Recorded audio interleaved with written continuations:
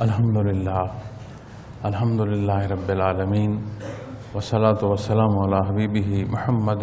وآلہ وصحبہ اجمعین اما بعد فاعوذ باللہ من الشیطان الرجیم بسم اللہ الرحمن الرحیم قال اللہ تعالی فی القرآن الکریم والفرقان الحمید قال رب انی دعوت قومی لیلا ونہارا وقال اللہ تعالی قلنا یا نار کونی بردا وسلاما علی ابراہیم اللہم سبحانک لا علم لنا الا ما علمتنا انک انت العلیم الحکیم مولا یا صلی وسلم دائما ابدا علی حبیبک من زانت بہ النصر۔ معزز احباب گرامی، السلام علیکم ورحمۃ اللہ۔ میں نے قرآن کریم سے 2 جگہ سے تلاوت کرنے کی سعادت حاصل کی ہے۔ ہمارا پچھلے دن کا جو موضوع تھا وہ لطیفہ قلب اور قلب کے حوالے سے جو گزارشات تھیں وہ آپ سے پیش کی ہیں۔ تو آج ہمارا جو تربیتی پیریڈ ہے اس میں موضوع دوسرا لطیفہ روح ہے۔ جو آیات کریمہ میں نے تلاوت کی ہیں ان کا ترجمہ عرض کر کے اس پر گزارشات پیش کرتا ہوں۔ پہلی آیہ کریمہ جو تلاوت کی یہ حضرت نوح علیہ السلام نے اللہ جل شانہ کے حضور عرض کیا تھا کہ عرض کیا ہے پروردگار، بے شک میں اپنی قوم کو رات اور دن بلاتا ہوں۔ پھر دوسرے حصے میں جو آیہ کریمہ میں نے تلاوت کی ہے اس میں اللہ رب العالمین نے آگ کو اس وقت حکم فرمایا جب حضرت ابراہیم علیہ السلام کو آگ میں ڈالا جا رہا تھا کہ ہم نے آگ کو حکم دیا ہے آگ ٹھنڈی ہو جا اور ابراہیم علیہ السلام کے لیے سلامتی کا سبب ہو جائے۔ لطیفہ قلب بنیاد ہے، ایسی بنیاد ہے کہ وجود عالم خلق سے ہے، فانی حصے سے ہے، اور انسان کے وجود میں جو روح ہے وہ عالم امر سے ہے، اور جب اللہ رب العالمین نے اسے پیدا فرمایا ہے تو پھر اس کی حیات ابدل آباد ہے۔ فانی جہان کے اس فانی وجود میں روح کو اللہ رب العالمین نے جو بنیادی طور پر رابطہ عطا فرمایا وہ لطیفہ قلب ہے۔ یعنی عالم امر اور عالم خلق میں جو بنیادی حصہ یا بنیادی مقام وجود انسانی میں ہے وہ قلب ہے، اور لطیفہ قلب جو ہے یہ بھی روح کے حصوں سے ہے۔ جیسے وجود انسانی کے لیے جو مین باڈی پارٹس ہیں جنہیں اعضائے رئیسہ کہتے ہیں، دل ہے، دماغ ہے، پھیپھڑے ہیں، اس طرح کے جو وہ حصے جن کے بغیر زندگی ممکن نہیں، اگر آسان الفاظ میں بات سمجھنی ہو تو آپ سمجھ لیں کہ جیسے روح کے یہ اعضائے رئیسہ ہیں، یہ 5 لطائف۔ اور لطیفہ قلب پر میں نے کوشش کی کہ اپنی دانست کے مطابق اور جو وقت میسر ہے اس کو دیکھتے ہوئے گزارشات پیش کروں۔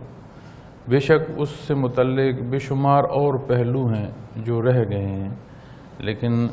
جتنا ضروری سمجھا یا جتنا ممکن ہو سکا وہ میں نے گزارشات پیش کر دی ہیں۔ تو لطیفہ قلب بنیاد ہوئی، اور جب لطیفہ قلب روشن ہوتا ہے، راسخ ہونا شروع ہو جاتا ہے تو اس کا مظہر جو ہے لطیفہ روح ہے۔ اس کا نام بھی روح کے نام پر ہے، اور جب روح کو جاننے کے لیے کفار مکہ نے سوچا کہ کہیں کوئی ایسی بات ڈھونڈ لاؤ جس میں نبی کریم صلی اللہ علیہ وسلم کو لاجواب کیا جا سکے، نعوذ باللہ، تو یہود کے جو مذہبی رہنما تھے مدینہ منورہ اور اس کے مضافات میں وہاں گئے، تو وہاں سے وہ سوالات لے کر آئے، جن میں سے ایک سوال یہ بھی تھا کہ روح سے متعلق آپ بتائیں کہ کیا ہے۔ تو اللہ رب العالمین نے روح سے متعلق صرف اتنا ارشاد فرمایا قل الروح من امر ربی، یہ عالم امر سے ایک ایسی کیفیت ہے جسے آپ دنیا میں یہ استطاعت ہو ہی نہیں سکتے کہ کوئی جان سکے۔ انسانی وجودی استطاعت سے یہ حصہ باہر ہے کہ وہ اس کو سمجھ سکے کہ روح کیا چیز ہے۔ تو جب روح لطیفہ روح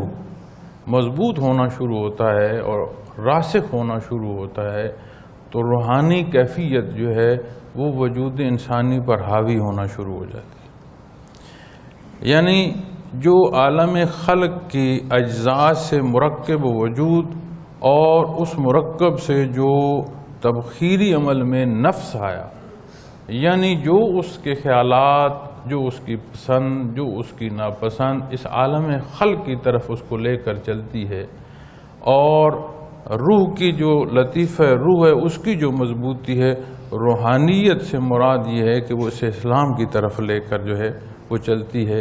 اور اپنی پسند و ناپسند جو ہے وہ انسان مؤخر کر دیتا ہے، اسے اولیت نہیں دیتا. اس کے نزدیک اولیت جو ہے وہ دین اسلام کو ٹھہرتی ہے. تو جتنا لطیفہ روح مضبوط ہوتا جاتا ہے اتنا انسان بعمل اور مستقل مزاجی سے اسلامی احکامات پر عمل پیرا ہوتا چلا جاتا ہے. لطیفہ قلب پر انوارات کا جو تسلسل ہے وہ حضرت آدم علیہ السلام کے قلم مبارک سے ہو کر آتا ہے. تو بے شک اس کے بے شمار پہلو ہیں. جس طرح باقی جتنی خلق ہے وہ ایک تخلیقی جو حصہ یا انداز اللہ نے پسند فرمایا، مقرر فرمایا، اس کے تحت آتے ہیں. لیکن سب سے پہلے جو تخلیق حضرت آدم علیہ السلام کی ہے وہ ایسا حصہ ہے جس میں اللہ رب العالمین کی ذات نے اس حصے کو پیدا فرمایا، اور تخلیقی طور پر وہ حیثیت ایک انفرادی رکھتا ہے. ایک انفرادی حیثیت ہے حضرت آدم علیہ السلام کا پیدا ہونا اور وجود کا تعمیر ہونا. تو اس طرح بے شمار ایسے پہلو جو اس تسلسل سے سالک کے قلب میں آتے ہیں اور وارد ہوتے چلے جاتے ہیں. تو جب لطیفہ قلب مضبوط ہونا شروع ہوتا ہے اور اگر کسی سالک کو اس میں مشاہدات ہوں تو اس کے انوارات کا رنگ اپنا ہے، وہ ان رنگ سے ان انوارات کو بھی دیکھتا ہے. تو جب آپ دوسرے لطیفے پر آتے ہیں تو لطیفہ روح پر دو اولو العزم اللہ کے جو رسول ہیں ان کے قلوب سے یہاں پر کیفیات اس تسلسل سے وارد ہوتی ہیں. میں نے پہلے بھی عرض کی کہ ہمارے لیے جو حکم، تعمیل حکم کے حصے یا تعلیمات کے حصے معاملات میں، اعمال میں جتنے حصے ہیں وہ ہیں جو نبی کریم صلی اللہ علیہ وسلم نے ارشاد فرمائے. ایک روز نبی کریم صلی اللہ علیہ وسلم صحابہ کرام رضوان اللہ علیہم اجمعین کی محفل میں تشریف لائے تو وہاں غالباً حضرت عمر رضی اللہ تعالی عنہ کے ہاتھ میں ایک کاغذ تھا. تو وہاں گفتگو ہو رہی تھی. تو آپ جب تشریف لائے تو آپ نے پوچھا کہ کیا بات ہے، یہ کیا ماجرا ہے؟ تو انہوں نے عرض کی یا رسول اللہ صلی اللہ علیہ وسلم تورات کے حوالے سے غالباً انہوں نے عرض کی کہ یہ کوئی ایسا ورک ہے جس سے متعلق کسی کا کہنا ہے کہ یہ تورات کے جو احکامات ہیں اس میں سے. تو آپ نے اس بات کو پسند نہیں فرمایا. آپ نے فرمایا آج اگر موسیٰ علیہ السلام بھی حیات ہوتے تو انہیں بھی میرا اتباع کرنا پڑتا. تو آپ قرآن کریم کو دیکھیں، آپ تورات کے جو اوراق ہیں انہیں مت دیکھیں. آپ نے پسند نہیں فرمایا. لیکن جو شرائط ایمان ہیں ان میں انبیاء اور رسول کا ماننا، سابقہ کتب کا ماننا ہر مسلمان کے لیے ضروری ہے. تو جو انبیاء اور رسول کا مقدم ہونا ہے اللہ رب العالمین کی برگزیدہ ہستیوں میں شامل ہے، اور اللہ کریم نے جو انہیں وہ بھی حصے عطا فرمائے یہ ماننا ہمارے ایمان کا حصہ ہے. اور جب ان اولو العزم اللہ کے انبیاء اور رسول جو ہیں ان کے قلوب سے جو تسلسل آتا ہے ان سارے تسلسل کا محاصل بھی جو ہے وہ بندہ مومن کے لیے دین اسلام، دین محمدی صلی اللہ علیہ وسلم پر عمل پیرا ہونے کے لیے ایک تقویت کا سبب بنتا ہے.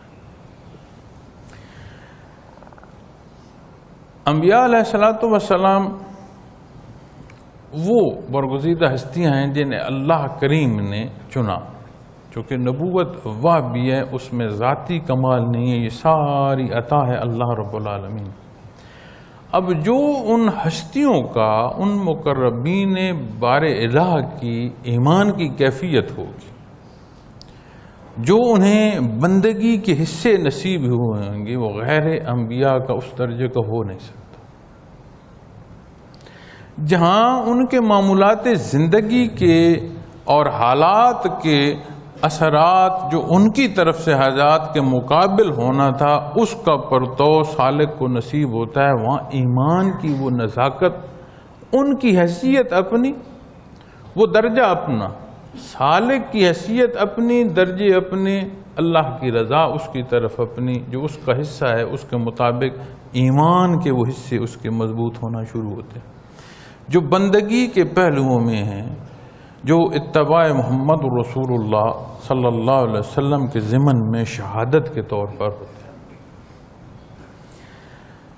حضرت نوح علیہ السلام نے جب یہ ارشاد فرمایا کہ میں اپنی قوم کو رات دن اے بار الہ تیری طرف بلاتا رہا، تو جو حالات قرآن کریم میں ملتے ہیں اور جو روشنی نبی کریم صلی اللہ علیہ وسلم نے اس پر ڈالی ہے کہ روز مرہ کی معمولات میں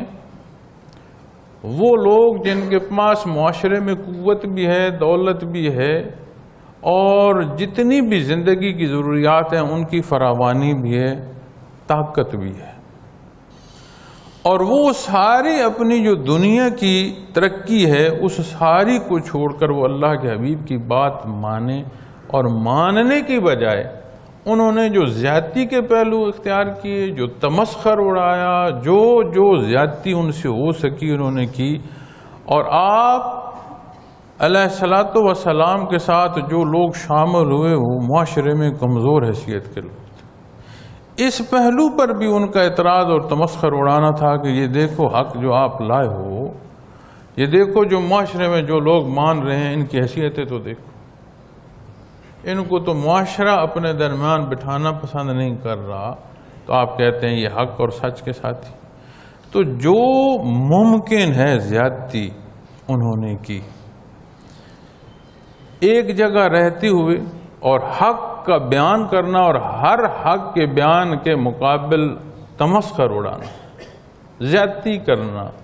آپ کے متعلقین کے ساتھ زیادتی کرنا، یہ 1 2 4 5 سال کی بات نہیں، 950 سال آپ علیہ السلام نے اپنی جو قوم ہے اس کو حق کی دعوت دی، اور آپ یہ فرما رہے ہیں کہ رات دن کوئی موقع جہاں آپ کو میسر ہے آپ نے حق جو بیان فرمایا، انہوں نے ضد کی، اڑے رہے، آپ نے انہیں اللہ رب العالمین کی وحدانیت سے لے کر دنیا کی پیدائش تک، اس کی عطاؤں سے لے کر پھر موت اور جزا و سزا، ایک ایک پہلو ارشاد فرمایا۔ قرآن کریم آپ اگر پڑھیں اس میں ترجمے میں دیکھیں تو بڑی تفصیل سے چھوٹی چھوٹی باتیں بھی قرآن کریم بیان فرماتا ہے، اور اگر آپ دیکھیں سابقہ اقوام کی انبیاء اور رسول کے جب واقعات آتے ہیں تو ہم تو چونکہ صرف عربی پڑھتے ہیں نا، ہمارا مزاج ہے، تو جہاں ہم نے دیکھا حضرت نوح علیہ السلام کا تذکرہ تو ہم نے سمجھا پھر وہی واقعہ، ہر بیان میں اس واقعے کے ایک الگ پہلو بیان کیا جاتا ہے، اور ہر پہلو کو اپنے معاملات میں دیکھیں تو ہمارے لیے انتہائی رہنمائی کا سبب بنتا ہے کہ ہم اپنی حیثیت میں اور اپنی وجودی استعداد میں جب غلطی کرتے ہیں ہم اس طرح کی غلطیاں کرتے چلے جا رہے ہوتے ہیں جو من جانب اللہ قابل گرفت ہوئی۔ تو متواتر حضرت نوح علیہ السلام نے اپنی قوم کو 950 سال بڑا مجاہدہ ہے اور بڑا حوصلہ ہے اور بڑا صبر ہے، بے شک یہ اللہ کے مقرب ہستی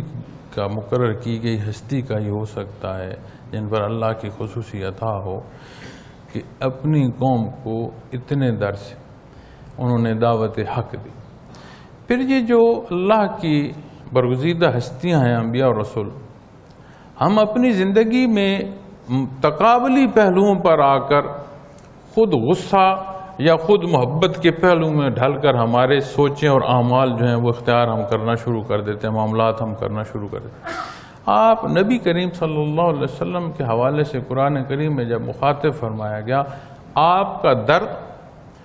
کفار کا دوزخ جانے اور اللہ کی نافرمانی کے بدلے میں جب اللہ رب العالمین قرآن کریم بیان فرماتے ہیں کہ اے میرے حبیب آپ اس درد میں اپنے آپ کو ہلاک کر دیں گے، کہ اتنی تکلیف کہ اس تکلیف سے موت واقع ہو سکتی ہے، اس درجے کی تکلیف، اور اس کے لیے تکلیف آپ یہ کر رہے ہیں کہ جو مان ہی نہیں رہا، یعنی جو ادراک ان کو ہے کہ یہ کس طرف جا رہے ہیں، جو نبی کریم صلی اللہ علیہ وسلم کو ہے، اور جو اللہ رب العالمین نے آپ کو رحمت للعالمین کی ہستی پیدا فرمائے، وہ کیفیات ہیں کہ جو تمسخر اڑا رہے ہیں، جو زریں پہن کر اور تلواریں اٹھا کر آپ کے روبرو آپ کے مقابل آ رہے ہیں، ان کے لیے بھی اتنی محبت اور درد ہے کہ آپ دیکھ رہے ہیں کہ یہ آگ کا ایندھن بننے جا رہے ہیں۔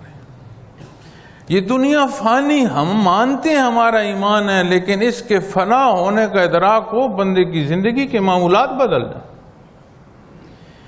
حقائق ایمان کے یہ واضح ہوں اس درجے کے کہ اخروی جو حیات ہے وہ ابدل آباد ہے، کبھی ختم نہیں ہوگی۔ ہر چیز بندہ چھوڑ کر اس خیال میں لگ جائے، یہ بات مقدم ہو جائے کہ وہاں کی حیات جو ہے اس کی تعمیر کے جو معاملات ہیں وہ کیا کیا۔ تو آپ صلی اللہ علیہ وسلم کی ذات امام الانبیاء، تو اتنا درد اللہ کی مخلوق کے لیے کہ اللہ نے اپنی عبادت کو پیدا فرمایا۔ یہ اپنی جہالت، شیطان کی شیطنت، اپنی وساوس کی نظر ہو کر اس دنیا کو ہمیشہ کی زندگی سمجھ رہے ہیں، اپنے اجداد کے مذہب کو حق سمجھ رہے ہیں، اس پر چلنا اپنا حق سمجھ رہے ہیں، اور یہ سمجھتے ہیں کہ شاید یہی زندگی ہے جسے اپنی مرضی سے گزار لو۔ قرآن کریم بار بار ارشاد فرماتا ہے کہ یہ فانی جہان ہے، ہمیشہ کی جو زندگی ہے وہ اخروی حیات ہے، اور روز قیامت کے حوالے سے بار بار ارشاد ہوتا ہے کہ تمہیں کیا معلوم کہ وہ دن کیسا ہے، جسے اللہ نے مقرر فرما دیا اور ہو کر رہنا ہے۔ اتنا متعدد دفعہ بیان فرمایا گیا ہے، اور نبی کریم صلی اللہ علیہ وسلم کا جو ارشاد ہے کہ اس لذتوں کو بلانے والی شے کو یاد رکھو یا رسول اللہ صلی اللہ علیہ وسلم، وہ کیا ہے؟ فرمایا موت، اس کو کثرت سے یاد کیا کرو۔ تو جو ان ہستیوں کو اللہ رب العالمین نے ادراک عطا فرمایا، جو شرع صدر عطا فرمائی، جو ایمان کے رتبے اور حیثیت عطا فرمائی، اس درجے میں جب وہ دعوت حق دیتے ہیں، اور جو مانتا ہے اس کے لیے ان کی جو کیفیت ہے، اور جو نہیں مانتا اس کے لیے بھی جو ان کا درد ہے، یہ وہ ہستیاں جان سکتی ہیں اور کوئی نہیں جان سکتا۔ ماں شمار نے جب پیمانہ دیکھنا ہے تو اس نے صرف وقت کا پیمانہ دیکھنا ہے، اور وہ جو تڑپ اور جو محبت اور جو صدقے دل سے دعوت اللہ مخلوق کو دینی ہے، وہ حضرت نوح علیہ السلام کا قلب مبارک ہی جان سکتا ہے، میں اور آپ نہیں جان سکتے کس درد سے انہوں نے دی۔ پھر جو تکالیف انہوں نے دی وہ پہنچاتے رہے، لیکن ایک مستقل مزاجی آپ علیہ السلام نے رکھی۔ آپ کے قلم مبارک سے انوارات کا حصہ اس حالق پر آتا ہے لطیف روح میں۔ پھر حضرت ابراہیم علیہ السلام کے قلم مبارک سے ایک حصہ جو توجہ کا ہے، اور وہ جو انوارات کے تسلسل کا ہے، وہ ہوتا ہوا سالک کے قلب پر آتا ہے، اس پر لطیف روح پر آتا ہے۔ تو لطیف قلب کا جو مقام ہے وہ تو دل ہے، اور دل کے نہاں خانے میں گہرائیوں میں، اسی کے مقابل سینے پہ دوسری طرف جو جگہ بنتی ہے، یہاں لطیف روح۔ اور ذکر کے لیے ایک بات ہمیشہ یاد رکھیے گا کہ بنیاد قلب ہے، تو جب بھی جس لطیفے پر بھی آپ ذکر کر رہے ہوں گے، لفظ اللہ کا جو خیال ہے وہ ہمیشہ دل کی گہرائیوں میں اترے۔ یہاں سے ربط دوسرے لطیفے کو ملے گا، یہاں سے رابطہ ہوگا دوسرے لطیفے کے۔ تو بنیادی طور پر جب بھی لطائف کر رہے ہوں، حالانکہ 5 جو لطائف ہیں ان کے طریقے ایک طرح کے ہیں، 6 اور 7 میں تھوڑا سا فرق آتا ہے، لیکن 7 کے 7 لطائف میں جب سالک سانس لیتا ہے تو لفظ اللہ اس کے دل کی گہرائیوں میں یعنی قلب کے اندر جا اترتا ہے تو قلب سے ہی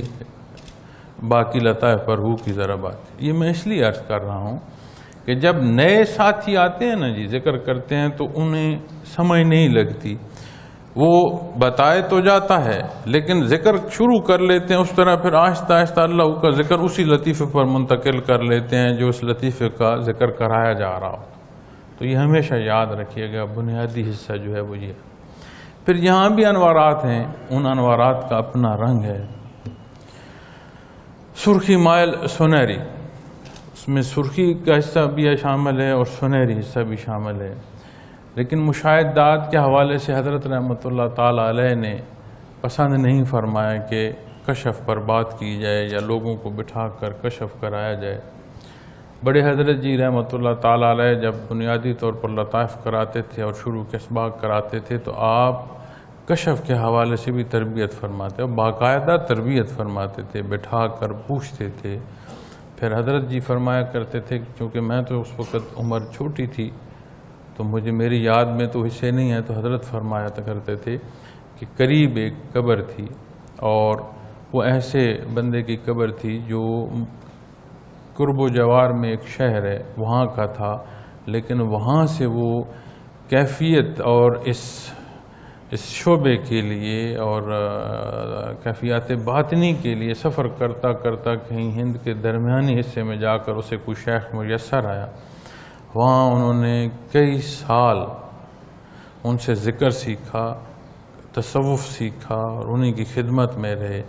جب حضرت نے سبق سکھا دیا تو انہوں نے اجازت چاہی تو حضرت نے فرمایا تھا کہ واپس تو جا رہے ہو لیکن اگر اپنی آبادی میں چلے جاؤ گے تو یہ کیفیات کھو دو گے. وہاں رہو گے، وہاں تمہارے جو قریب و جوار کے لوگ ہیں ان کے جو حالات اور ان کے جو معاملات ہیں تم بھی اسی میں بہہ جاؤ. تو وہ فرماتے تھے کہ یہ وہ شخص ہے پہلے کئی سال زندگی کے وہاں صرف کیے، وہاں سے واپس آیا، پھر واپس اپنی آبادی میں نہیں گیا صرف اس لیے کہ اتنی جو اللہ نے احسان فرمایا کیفیات کا یہ میں ضائع نہ کرتا. تو وہ صاحب مزار تھے جن سے حضرت جی سالکین کا کلام کرائے. لیکن انحطاط ہے نا اور مشاہدہ جو ہے وہ بجائے خود ایک امتحان بن جاتا ہے. تو ہماری جب توجہ مشاہدی کی طرف اور مکاشفات کی طرف زیادہ ہو جاتی ہے تو پھر وہاں شیطان کا دخل، اپنی نفس اور نفسانی خواہشات وہ متشکل ہو کر آنا شروع ہو جاتی ہیں. پھر اتنا راسخ ذکر نہیں ہوتا، اتنی محنت نہیں ہوتی، تو بجائے اس بات کو سمجھنے کے خود دھوکہ کھا جاتا. ایک مثال میرے سامنے بھی ہے، اس کا جمالی سا حصہ بیان کرتا ہوں کہ پرانے ساتھی تھے اور بڑا اچھا ان کا کشف تھا، اچھی سمجھ تھی، لیکن نہ سمجھنے کی بات کر رہا ہوں کہ ایک معاملہ پیش آیا کسی دوسرے کے حوالے سے تو انہوں نے 1 مہینے کا وقت دیا. 1 مہینے میں یہ نقصان اس کا ہوگا. 1 مہینے میں ان کا اپنا جوان سال بیٹا فوت ہو. اب سمجھ جو آیا، نقصان آیا، یہ سمجھ نہیں آیا کہ آپ کا ہے یا اس کا ہے. جو دل میں خیال آیا وہ یہ تھا میرا تو نہیں ہو سکتا، دوسرے کو ہو سکتا. وہ جو اپنے نفس کا پردہ ایسے حائل ہوا وہ یہ سمجھ گئے کہ 1 مہینے میں نقصان ہو، لیکن نقصان اپنا ہوا، وہاں نہیں جہاں کا بتا رہے. تو نقصان تک کی تو سمجھ آئی، آگے غلطی لگ گئی. جہاں یہ اپنی خواہش داخل ہوئی نا تو وہاں اس نے نفس نے کہا میرا تو نہیں، اس کا ہوگا. تو اس کے ساتھ اور بے شمار معاملات ایسے تھے جنہیں حضرت جی رحمۃ اللہ تعالی علیہ نے دیکھتے ہوئے اس چیز کو منع فرماتے. چونکہ جو بھی کسی کا کشف ہوتا ہے وہ اس کی ذات کے لیے بات ہوتی ہے اور پیمانہ قرآن و سنت ہوتا ہے. اس پر عمل کرے تو ٹھیک، اس پر نہ عمل کرے تو اس پر گناہ نہیں ہے. اور اگر اس کے کشف کو لے کر دوسرا ماننا شروع کر دے تو یہ تو اس نے اس کی نبوت کا اقرار کر دیا کہ اللہ کریم نے مجھے، آپ کو، ہم سب کو کلام ذاتی میں مخاطب فرما دیا.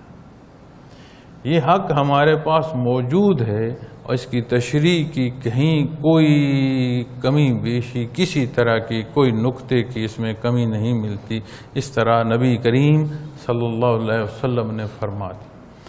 تو کسی کا ذاتی کشف بھی جو ہے اس کا پیمانہ قرآن و سنت اس کے تحت ہے، اور جب وہ اس پر عمل کرے تو دنیا کے کسی حصے میں شاید اس کا کوئی فائدہ ہو یا شاید کوئی کمی بیشی ہو جائے، اس سے زیادہ کچھ نہیں ہو سکتا۔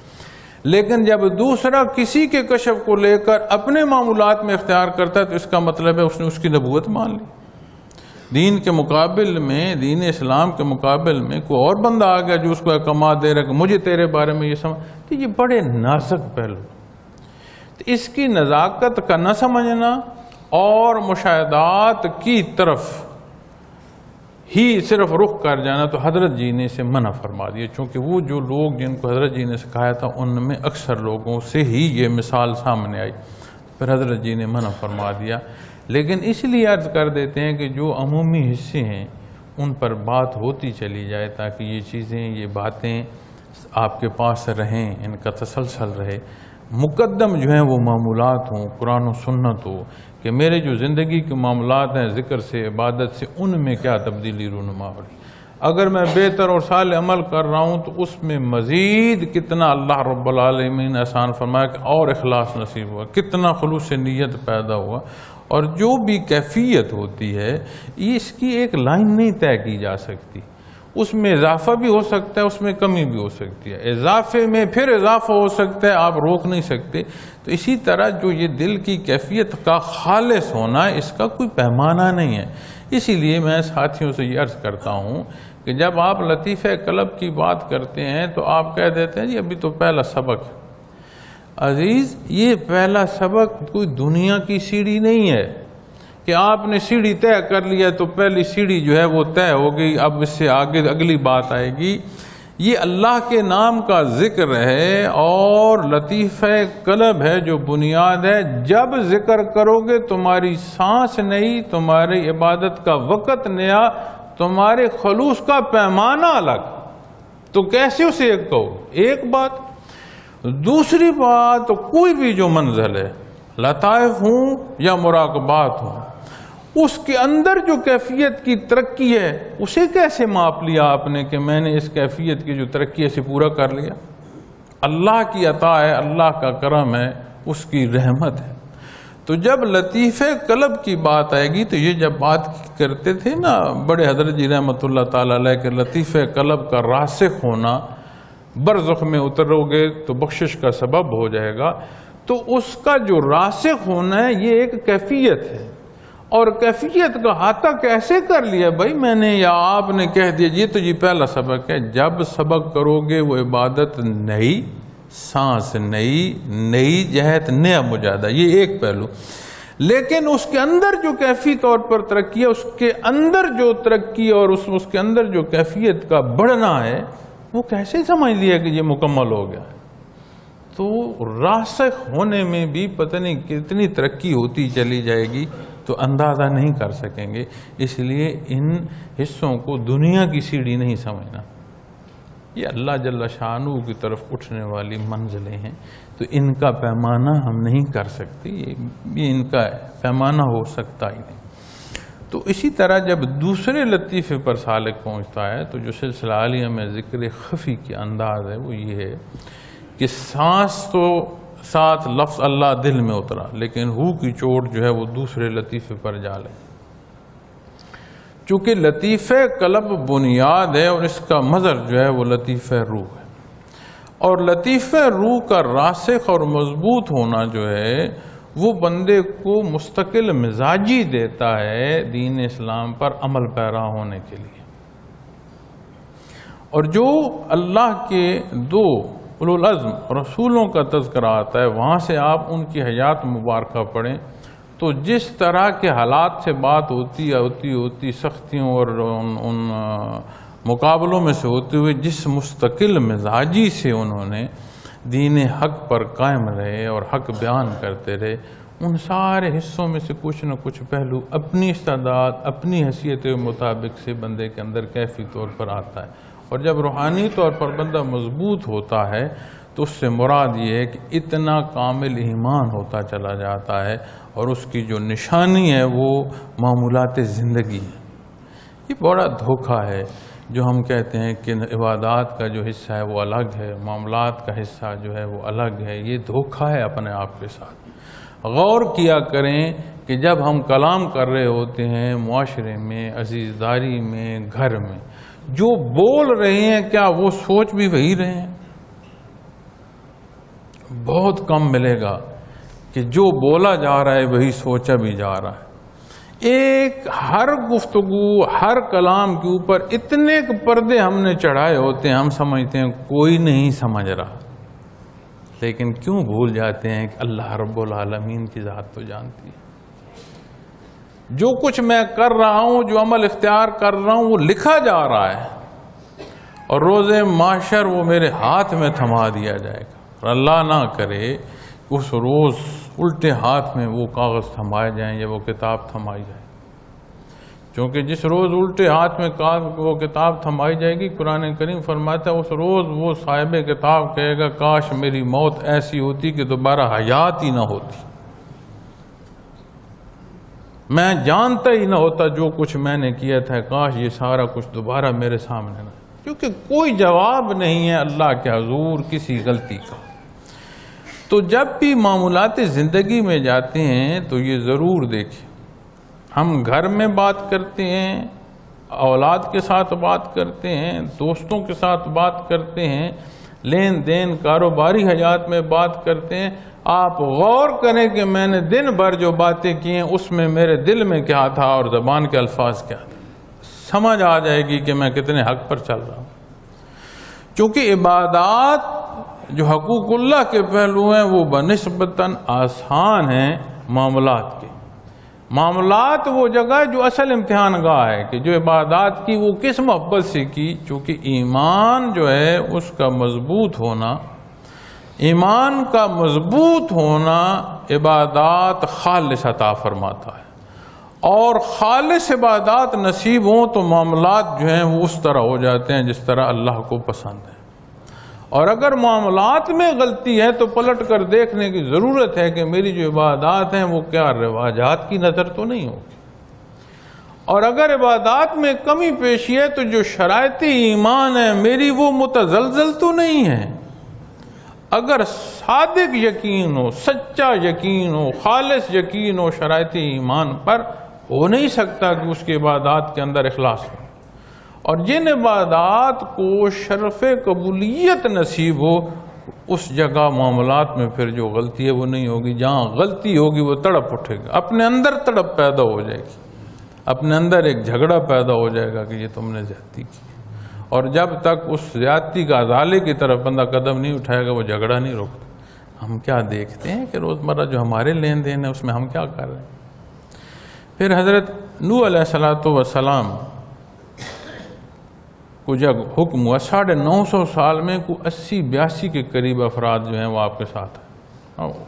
سالوں کا عرصہ دیکھیں کتنی صدیاں ہیں، اور جنہوں نے حق قبول کیا وہ دیکھیں ان کی تعداد کیا،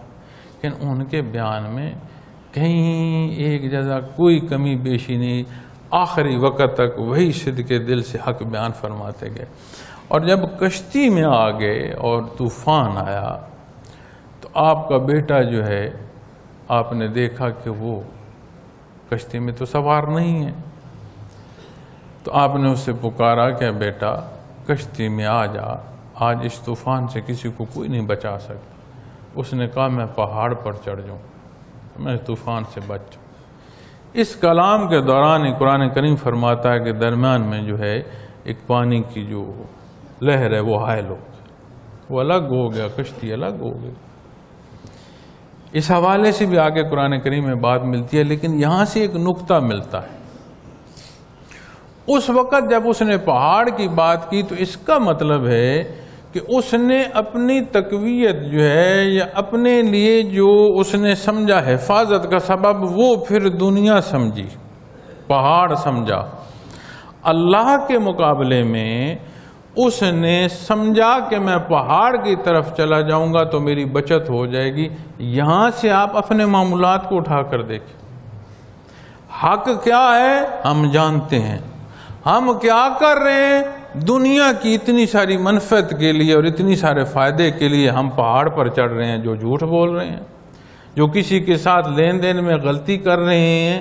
جو کہنا کچھ چاہ رہے ہیں، الفاظ کچھ لے کر آ رہے ہیں، ہم بھی کسی نہ کسی پہاڑ پر چڑھ رہے ہوتے ہیں، اور وہ اللہ کے اولو العزم نبی اور رسول کا بیٹا جب پہاڑ کو اس نے اپنے لیے چناؤ کیا تو وہیں وہ بھی غرق ہوا۔ تو کیسے ممکن ہے جب ہم اپنی زندگیوں میں جب طوفان آئے تو ہم پہاڑوں کو اپنے لیے سمجھیں محفوظ پناہ گاہیں، اور جہاں اللہ رب العالمین کا حکم ہے اسے چھوڑ دیں، تو ہم کیسے ممکن ہے کہ ہم غرق نہ ہوں؟ تو یہ وہ حصے ہیں جو سمجھ آتے ہیں کہ ان جو ہستیوں اولو العزم ہستیوں کی طرف سے یہ چیزیں ان کے قلوب سے ہو کر آتی ہیں تو اس طرح کے اثرات مرتب کرتی چلی جاتی ہیں۔ پھر دوسرا حصہ جو یہاں آتا ہے حضرت ابراہیم علیہ السلام کی طرف سے، تو حضرت ابراہیم علیہ السلام جس گھر میں پیدا ہوئے وہ شاہی بت خانے کے سنگ تراش تھے۔ ان کے والد جو شاہی بت خانہ تھا اس کے بت جو تراشا کرتے تھے یہ وہاں ملازم تھے۔ اب عمومی زندگی کا جو بحر ہے اسے دیکھیں کہ بندہ اپنے خاندان کو اپنے والد کو دیکھتا ہے، اور اکثر دیکھنے میں آتا ہے کہ والد جس طرح چل رہا ہوتا، آپ دیکھیے کہ اس کا بیٹا جب چلنے پر آتا ہے نا تو نظر آتا ہے کہ یہ فلاں شخص کا بیٹا ہے، اس کے چلنے کا انداز ڈیل ڈول بھی اسی طرح کا وہ اختیار کر، ایسا نہیں کہ تھا ایسا ڈیل ڈول، وہ والد کو دیکھ دیکھ کر سمجھتا ہے کہ مجھے بھی اس طرح چلنا چاہیے، اس کا چلنے کا انداز بھی ہوتا ہے، مشابہت بھی ہوتی ہے، اور وہ اختیار بھی کرتا چلا جاتا ہے۔ اور دنیا کے اصول میں یہی ہے کہ اجداد کو دیکھتے ہیں، لیکن دنیا کے اصول تب مقدم ہوں گے جب وہ اجداد کے اصول اسلام کے مطابق ہوں گے، حق کے مطابق ہوں گے، وگرنہ انہیں رد کر دینا حق ہے۔ تو اللہ کے نبی اور اللہ کے رسول انہوں نے سب سے پہلے جو ان کی اختلاف ہے اپنے والد سے آئے، تو وہاں سے انہوں نے بات شروع کی، اور وہ بات بڑھتے بڑھتے بت خانے تک گئی، لیکن وہ اپنی بات کا مستقل اور دلائل سے بیان کرنا ہے۔ ایسا نہیں ہے کہ ایک طرف جی لوگوں کے پاس بڑے دلائل تھے اور اللہ کے انبیاء اور رسول تشریف لائے، انہوں نے فرمایا اللہ واحد ہے، یہ مان لو، تم نہیں مانو گے تو جو دلائل اللہ رب العالمین نے عطا فرمائے، شک قمر کیا ہے؟ اس سے بڑھ کر اہل مکہ کو اور کوئی دلیل چاہیے دیکھنے کے لیے؟ بچے سے پوچھیں چاند کہاں ہے، وہ آسمان، دن کو بھی آسمان کی طرف دیکھے گا کہ اگر ہوگا تو وہاں ہوگا۔ تو جب چاند دو ٹکڑے انہوں نے اپنی آنکھوں سے دیکھا، اور کیا دیکھنا چاہتے تھے؟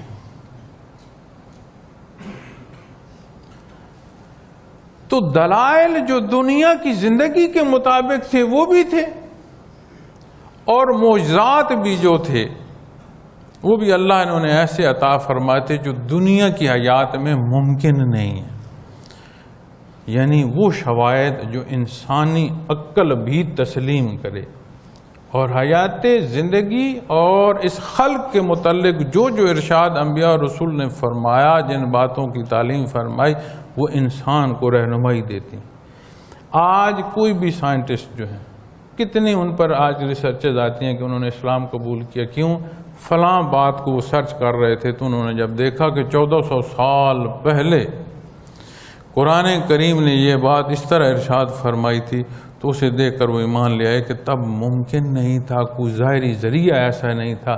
یہ انسانی دسترس سے باہر کی بات ہے جو بیان کی جائے، تو وہ ایمان لے کر آ گئے۔ یہ فرعون کی تحقیق ہو رہی تھی، تو پوری کوشش کی کفار نے کہ اس کا سمندر میں جو غرق ہونا ہے اور جو اس کے وجود میں سمندری نمکیات ہیں اس کا تذکرہ نہ کیا جائے۔ اگر اس کا تذکرہ کیا جائے گا تو جو قرآن کریم کی بات کی صداقت ہے اس کی ساتھ تو ہم خود کفر پر بیٹھی ہوئی شہادت دے لیں گے۔ بھائی جو مرضی کر لو، جو حق ہے جہاں مرضی بیٹھ لو، حق ہی ہوتا ہے۔ جیسے بھی صحیح بات کی طرف ہوگے، جہاں بیٹھے ہوگی آواز جو ہے وہ اس سچائی کی جو ہے شہادت دینا شروع کر دے گی۔ تو وہ ان سائنٹسٹ میں سے فرعون جسے اللہ نے عبرت کا نمونہ بنایا، اس پر سرچ کرنے والوں کے بارے میں ملتا ہے کہ ان میں مسلمان ہو گئے کہ جب انہوں نے اس کے وجود کو سرچ کیا کہ یہ تو قرآن کریم نے اتنا پرانا واقعہ 14 صدیاں پہلے بیان فرما دیا تھا، تب ایسا کوئی ذریعہ نہیں تھا، ممکن نہیں تھا، ایسی لیب نہیں تھی جس سے یہ سرچ کی جا سکتی۔ تو جہاں بھی وہ بات حق اور سچ کی بات آتی ہے تو وہ دلائل انہوں نے ایسے دیے، اور قرآن کریم میں جب سابقہ اقوام سے متعلق بات آتی ہے تو ہر واقعے میں ایک نیا پہلو بیان فرمایا گیا ہے. آپ غور کریں تو سمجھ آتی ہے کہ جس نے زیادتی کی، اس نے سریعاً زیادتی کی، اس کے پاس اس زیادتی کی کوئی دلیل دنیا کی بھی نہیں تھی.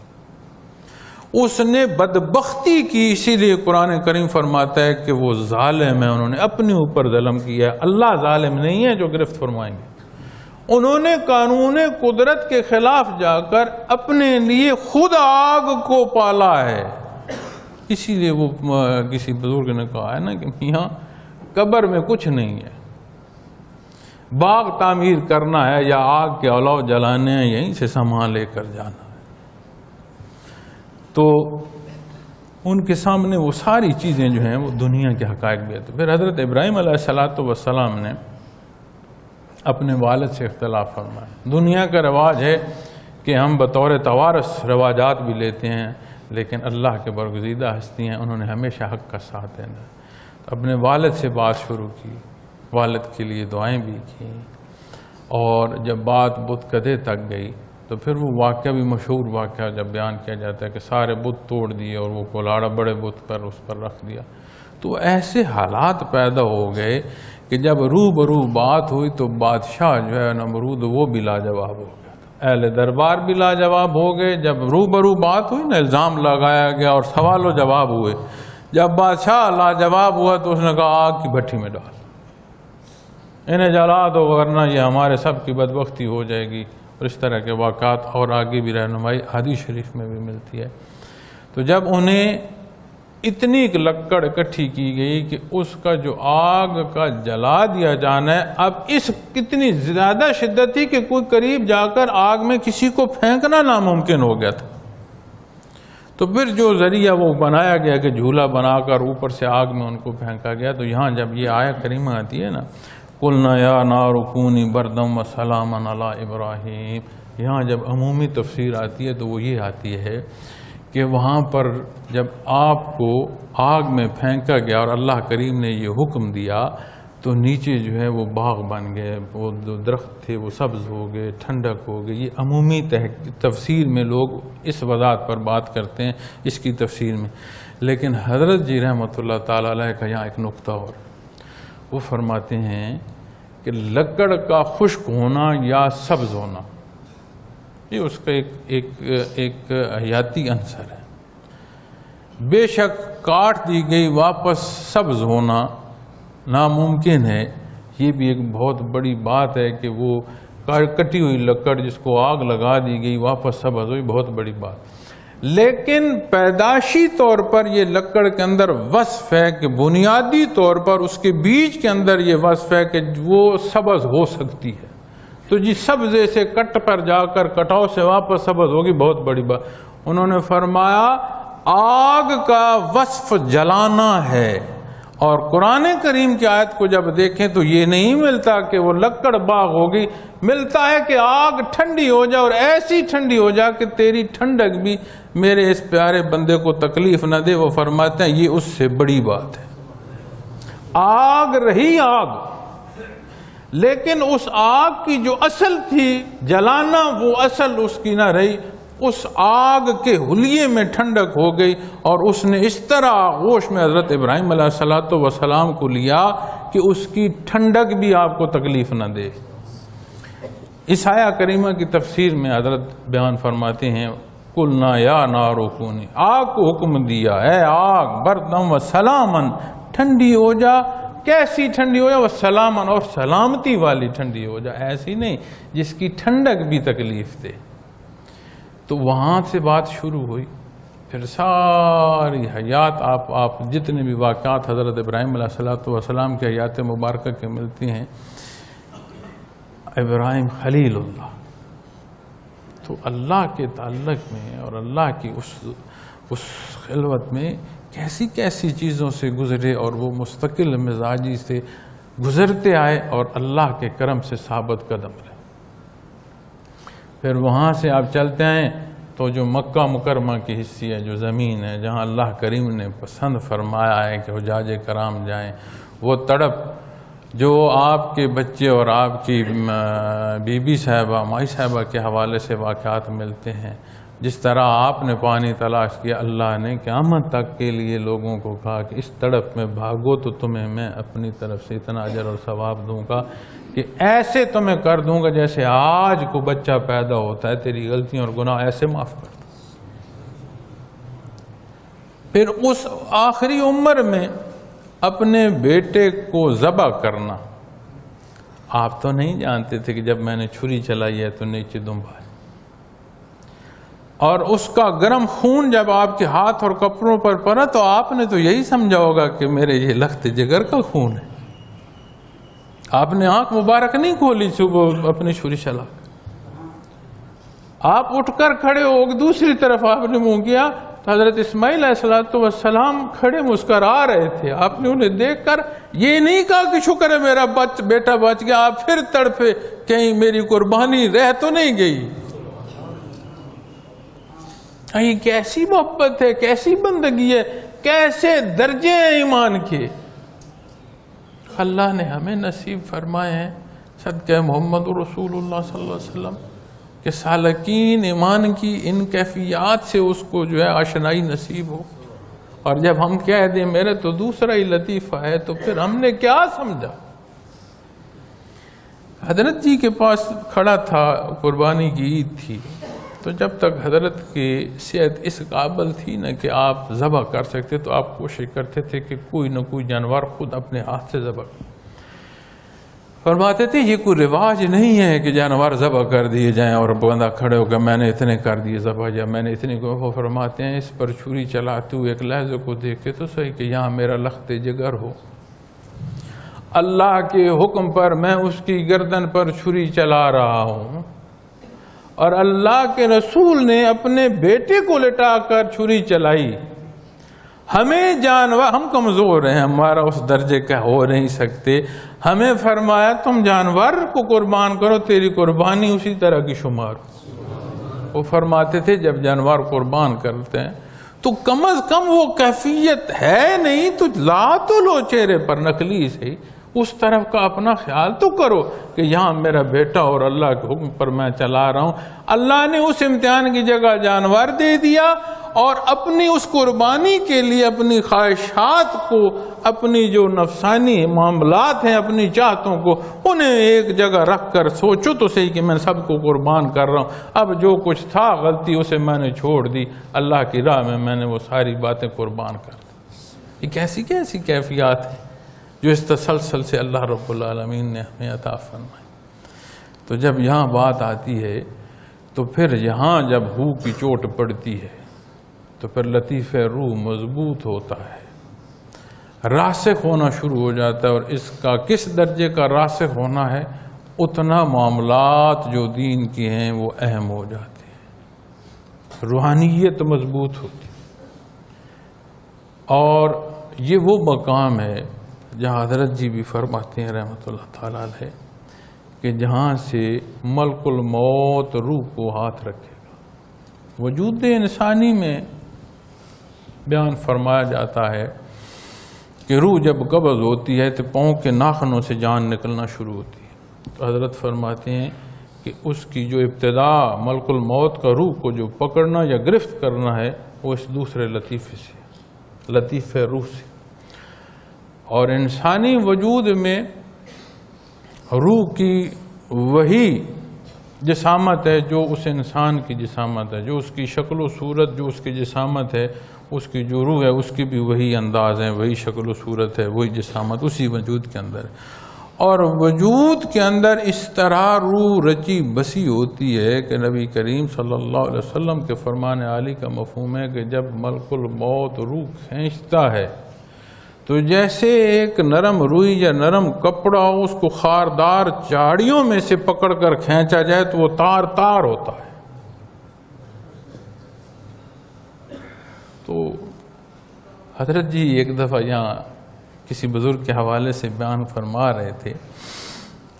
کہ ان کی موت کے واقعے پر کسی نے لکھا،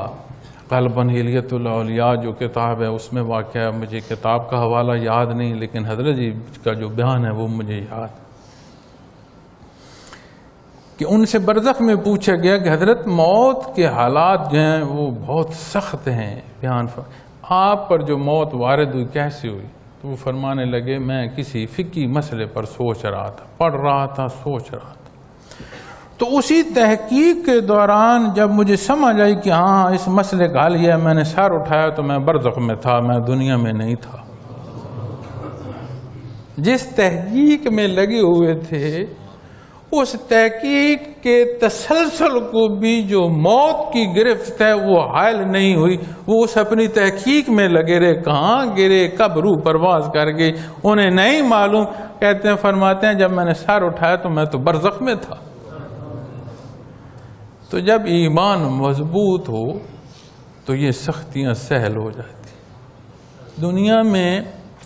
تکلیف جو ہے کانٹا چبھنے کی بھی بہت بڑی ہوتی ہے، اور گردن کٹانا تو پھر کانٹے سے آپ سوچ لیں کہاں کی بات ہے۔ نہ صرف تکلیف ہے، جان چلی گئی۔ اور قیامت کے روز جب شہداء کی بات ہوتی ہے تو ان سے پوچھا جائے گا، جب انہیں بخشش نصیب ہوگی اللہ کی رحمت اور کرم سے، تو ان سے پوچھا جائے گا، ان کی پسند تو وہ عرض کریں گے بار لا ایک دفعہ پھر دنیا میں بھیج، پھر تو فیک دے تیرے نام پر میں اپنی گردن کٹاؤں جو اس میں مزہ ہے اور کہیں لذت میں نے نہیں پائی۔ اب ظاہراً دیکھو تو صحیح، گردن کٹانا کو معمولی بات، اپنی گردن بچانے کے لیے لوگ سینکڑوں لوگ کو مار دیتے ہیں، ایسے میری گردن کو نہ فرق لگے، چاہے اس کے بدلے میں مجھے کتنا کچھ دینا پڑے۔ ایسا بھی ہے، اور قیامت کے واقعات میں ایسا بھی ہے، جب قیامت کی شدت آئے گی نا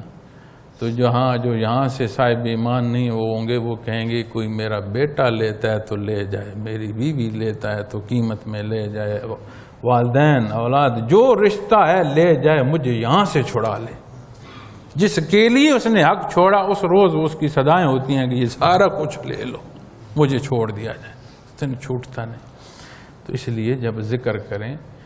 تو اپنی ہر سانس کو مضبوطی کے ساتھ، صدق دل کے ساتھ، اور یہ سوچا کریں کہ یہ سانس لینا نصیب ہوئی ہے، اگلی نصیب میں ہے یا نہیں ہمیں نہیں معلوم۔